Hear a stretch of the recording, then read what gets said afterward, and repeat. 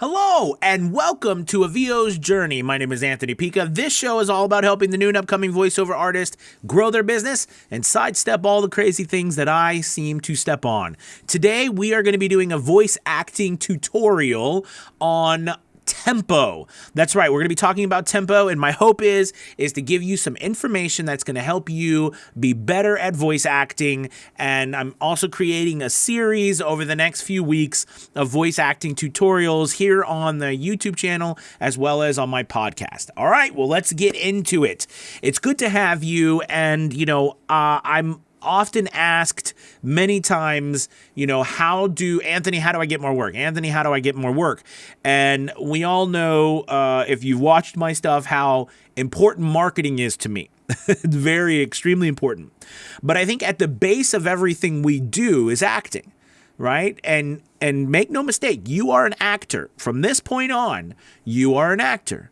Whether you are being natural or whether you are doing, whatever, you are being paid to perform, okay? You are acting. So with that being said, today we're going to talk about tempo, and I want to go over this and give you some ideas of how you can use tempo to help your voice acting skills. So when we talk about tempo, a lot of us tend to speak really fast.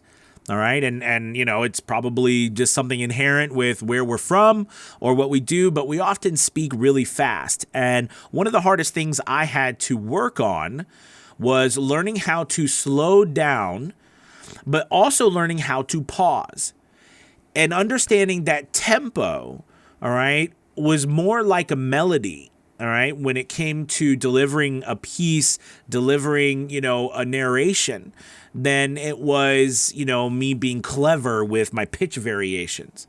So let's just dive into, two tempos, right? We've got fast and we've got slow.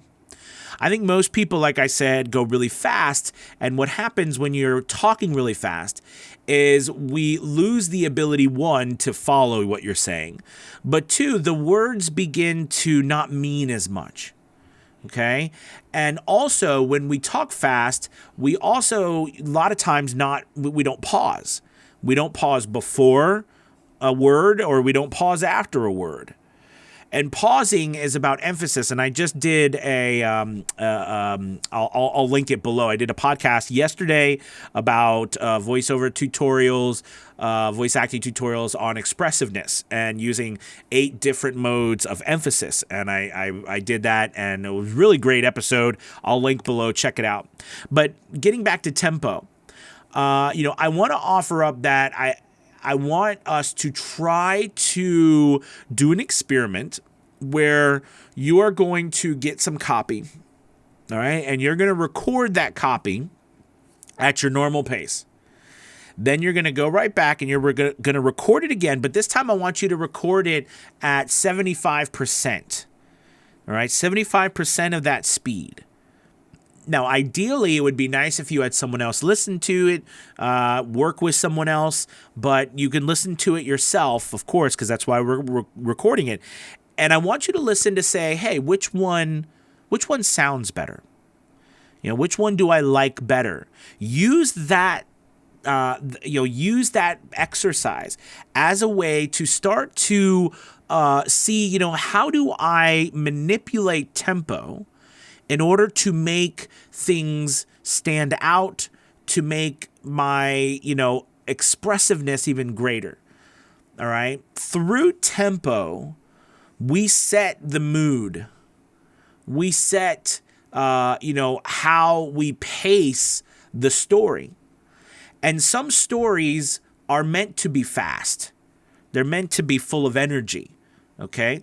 But some stories are meant to be full of maybe a different type of energy, like kinetic energy, right? Instead of kinetic energy, maybe psychological energy, excuse me. So psychological energy, we can think of as, us creating energy psychologically, as opposed to kinetic energy where we're creating it physically through, speed of our voice and our tempo, or pitch inflection, or, hard staccato type of, points we are making. You know what I mean? So these are different ways to express what I like to call, you're going to hear me say it again, the story underneath the story. So all of this, and we're talking about tempo today, goes to explaining the story underneath the story. The words tell us something, but the way we express those words tell us something else. I love to use the idea of the I love you quandary, right? And the idea of this, came up to me was I could say I love you two different ways, and it could mean two different things, right? You know what I mean? If I would say to you, I love you, all right? Or if I say to you, oh, I love you, all right? It means two different things, right? Okay? And understanding that, literally being able to define it verbally like we are right now, allows you then to be able to manipulate that when you need to. Tempo is the vehicle we use to speed up, slow down, getting us to that destination of what is the message actually trying to say. What is the story underneath? The faster we go, right, it gives a sense of, it gives us a sense of, like I said, energy. It gives us a sense of excitement. Right? It gives us a sense of importance. But that's one way, and that's a kinetic style of energy. But there's the psychological energy where we slow down.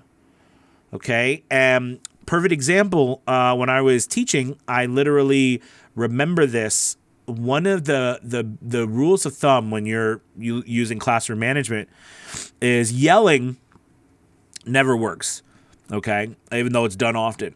It works, but it doesn't work as good as actually being quieter, all right? And then again, this is about, because I just said psychological energy, right? This is psychological.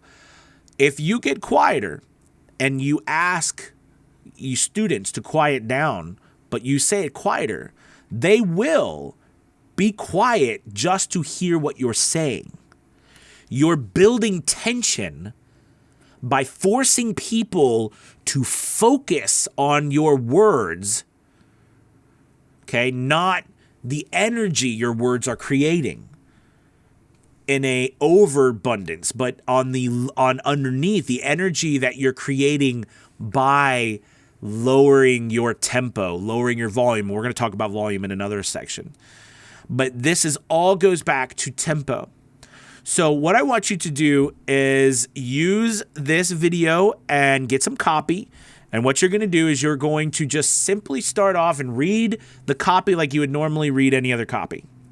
Then do it again, but this time do it at 75%. Okay? And what I want you to see is which one sounds better to you.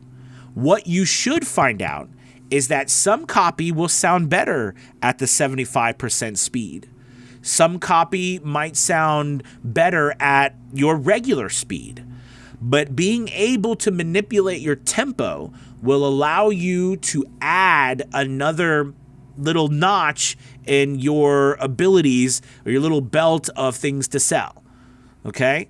So I hope this video helped, and we're going to be coming back with more videos just like this and more different techniques and different not challenges, but different exercises, if you will, just like this. All right, you guys, thank you so much for watching. Have a wonderful day. I will talk to you later. Peace.